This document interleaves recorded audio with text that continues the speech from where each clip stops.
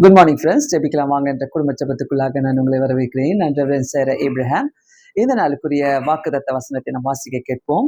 எபிரேயர் 11வது அதிகாரம் 6வது வசனம். அவர் தம்மை தேடுகிறவர்களுக்கு பலன் அளிக்கிறவர் என்று விசுவாசிக்க வேண்டும். ஆமென். அவர் தம்மை தேடுகிறவர்களுக்கு பலன் அளிக்கிறவர் என்று விசுவாசிக்க வேண்டும். ரொம்ப ஒரு அருமையான வசனம். தேவனை தேடுகிறவங்க எல்லாருக்குமே அவர் திருப்பி பலன் அளிக்கிறவர். ஸோ நம்ம மனுஷனை தேடிட்டு போறோம்ல, நிறைய இடங்களுக்கு நம்ம தேடிட்டு போறோம். அங்கெல்லாம் சில நேரத்தில் சோர்ந்து போயிட்டு வருவோம். நாளைக்கு வாங்க அப்படின்னு சொல்லி அனுப்பிச்சிடுவாங்க, நாளைக்கு செய்கிறேன் அப்படின்னு சொல்லி அனுப்பிச்சிடுவாங்க.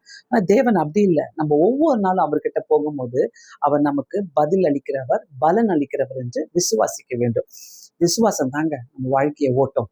அதனால இன்னைக்கு ஒருவேளை எந்தெந்த சூழ்நிலையில நீங்கள் இருந்தாலும் இந்த விசுவாசத்தோடு இந்த ஜெபத்தை ஏற்றுக்கொள்ளுங்க. விசுவாசத்தோடு ஆண்டவரை நோக்கி பாருங்க. கண்டிப்பா கர்த்தர் நமக்கு பெரிய பலன் அளிக்கிறவர் என்று விசுவாசிகள். கண்களை மூடி நாம் ஜெபிக்கலாம். பரலோக பிதாவே, இந்த புதிய நாளுக்காக நாங்கள் உமக்கு நன்றிகளை செலுத்துகிறோம் இயேசப்பா. இந்த நாளிலும் ஆண்டவரே, நீர் எங்களுக்கு கொடுத்த நல்ல வாக்கு தத்தத்துக்காக நன்றிகளை செலுத்துகிறோம்.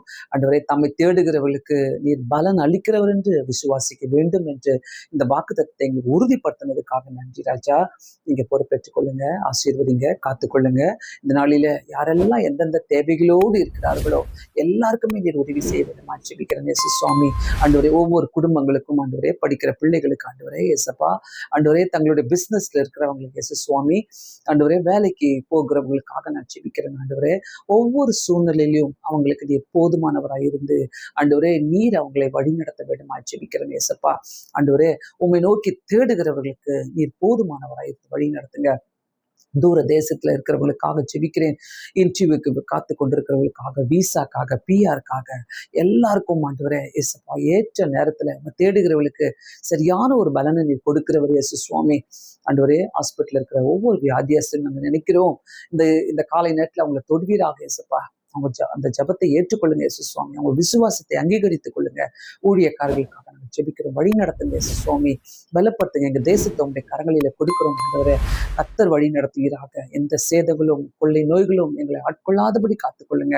இந்த நாள் முழுதும் உண்மை நாங்கள் தேடுகளாக வாழ உடைய சமூகம் முன்பாக கடந்து செல்லட்டும்.